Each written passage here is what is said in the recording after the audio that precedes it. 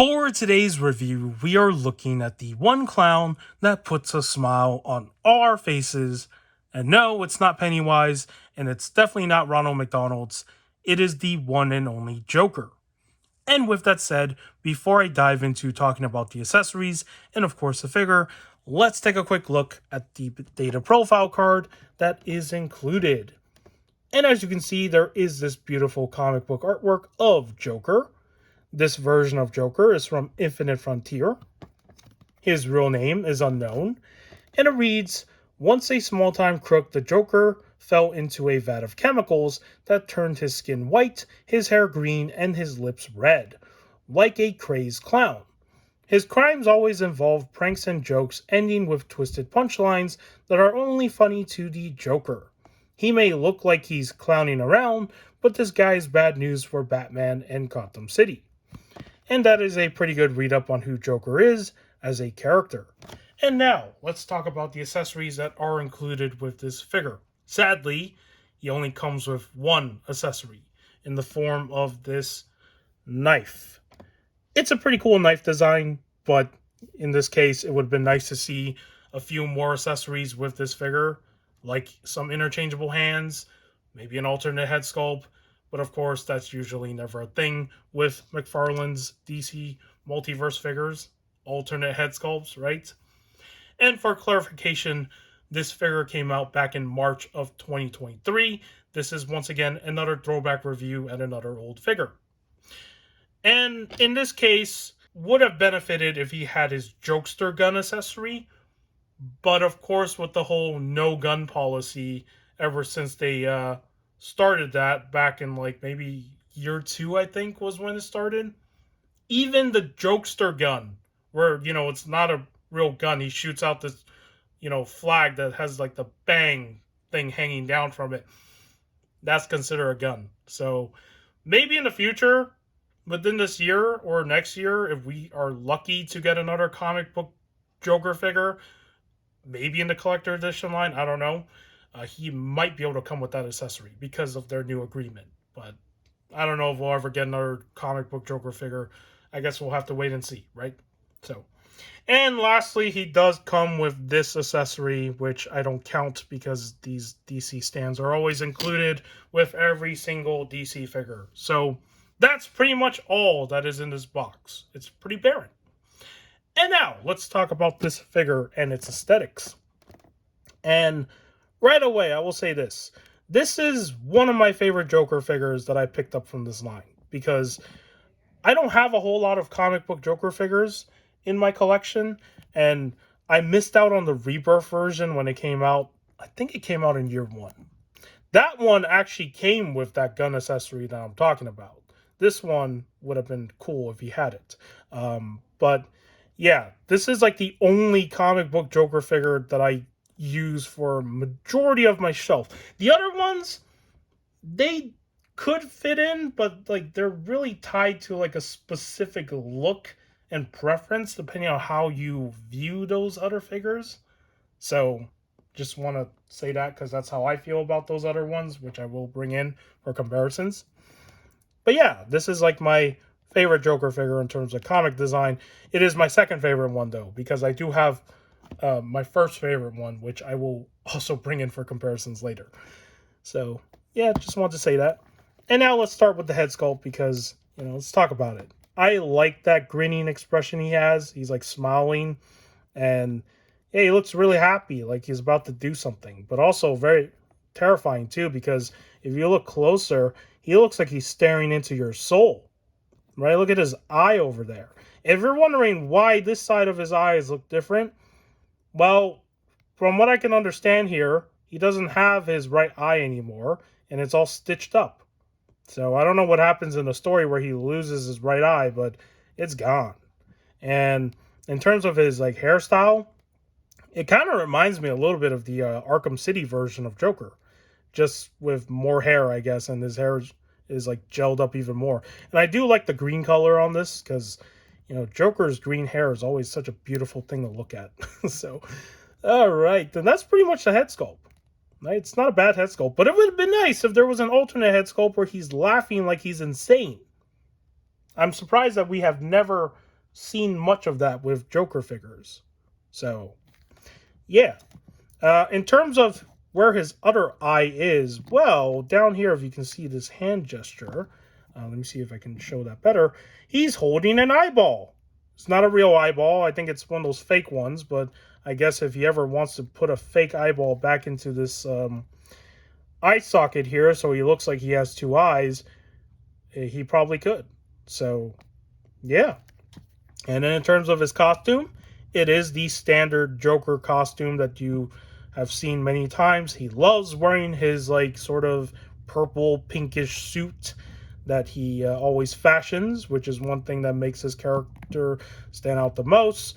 And I like the details that they added to this one.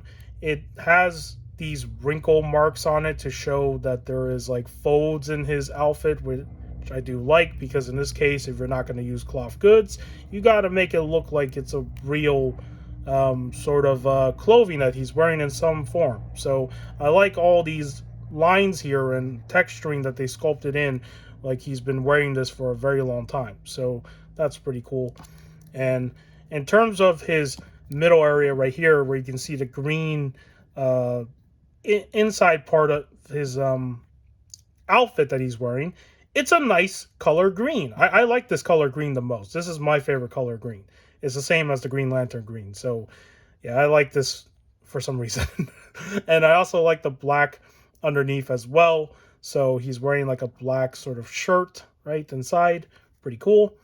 And in terms of the body buck, it is a reuse of the Joker body buck, which so far has been only for Joker. Now, I think they retooled this top part a little bit because it is not the same as the other two Jokers here that I have. It looks similar to the, what is it, the Arkham City one, but if it was more wider for the shoulders, right? So, yeah, not a bad retool for his upper half of the figure mold here, so that's pretty cool. And another thing I like about this costume, or suit, whatever you want to call this, he also has these. I don't know what these are called in real life, but I've seen people wear suits like this. It's always really funny because, it reminds me of a penguin, so there's that.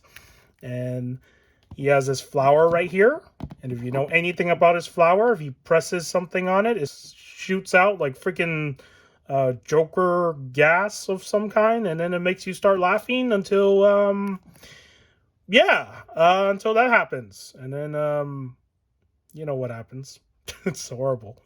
Okay. All right.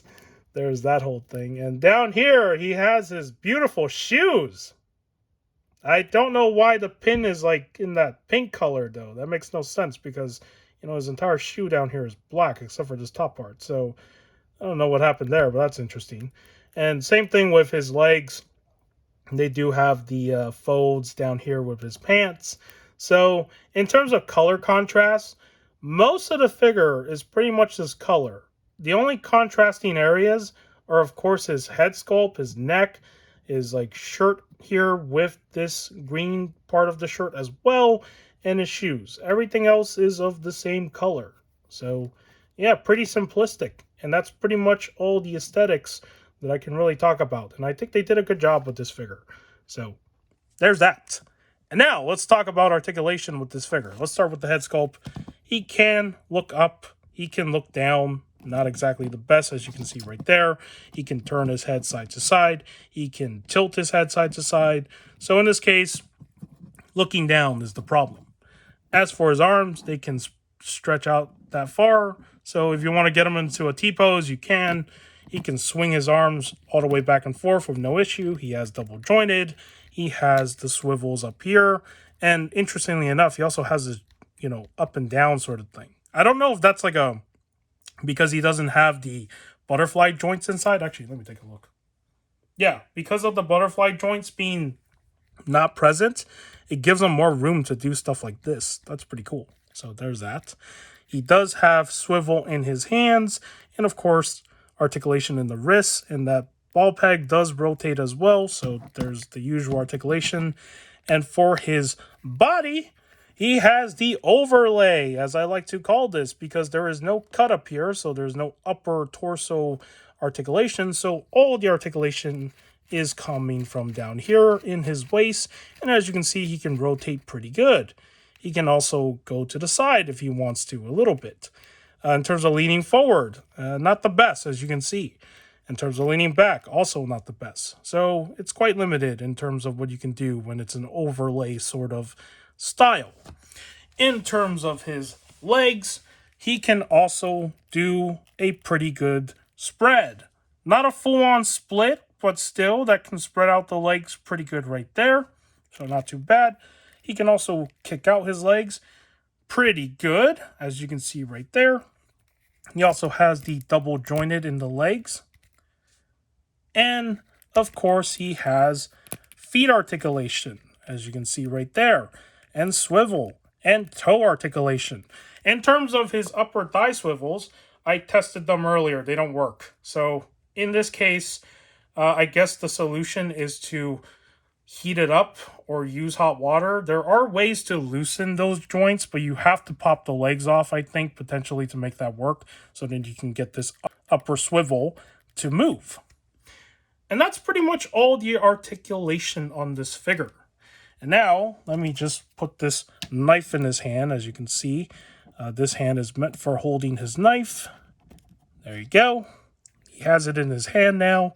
And now I'm going to put him right here because we're going to do some comparisons with some other Joker figures that I do have in my collection. So let's bring in the Mobster Mafia Joker. Man, I'm trying to speak the word and I can't even say it. The two of them are together. And yeah, they look really different, right? Like, it doesn't even look like a comic book Joker. This kind of looks like a realistic Joker, in my opinion, but he is based on a comic book design. And I don't know anything about the Mobster Joker because I've never read the 3 Joker comic. So if you do know anything about this Joker, feel free to share in the comments below if you want to. So there's that one. Here he is next to the Joker from the Deadly Duel. And again, this is another comic that I've never read before. But you have a very terrifying looking Joker right here with that head sculpt. And this will be the Joker that we will be looking at on Friday, when I said we were doing 2 reviews for Joker. So stay tuned for this one, because this is also a really cool Joker figure in my opinion. So there's this guy. And here he is next to the Arkham City Joker. Yeah, the one that's infected with some sort of illness that, yeah, he looks like he's seen better days, as I would say. So there's that. And now, my favorite Joker figure of all from the DC Multiverse line. It is the Dark Knight Returns Joker. And the reason why I like this figure the most is because I really like what they did with his suit. Look at all those texture marks and everything. Yes, this figure does have its flaws, but the shape and everything here in terms of his proportion are beautiful. So that is why this is my #1 favorite Joker. This is my #2. And I think the Deadly Duel version is probably my #3. So there it is. And of course, last but not least, since we're talking about Joker today, we gotta have him next to a certain other Joker variant, if you want to call this a Joker variant. Here he is next to the Batman Who Laughs. Look at that. Let me try to get him. There we go. That's pretty good. Yeah. All right. These two can fit nicely together on a shelf. So, and there you have it. That is going to be all the comparisons for today's review.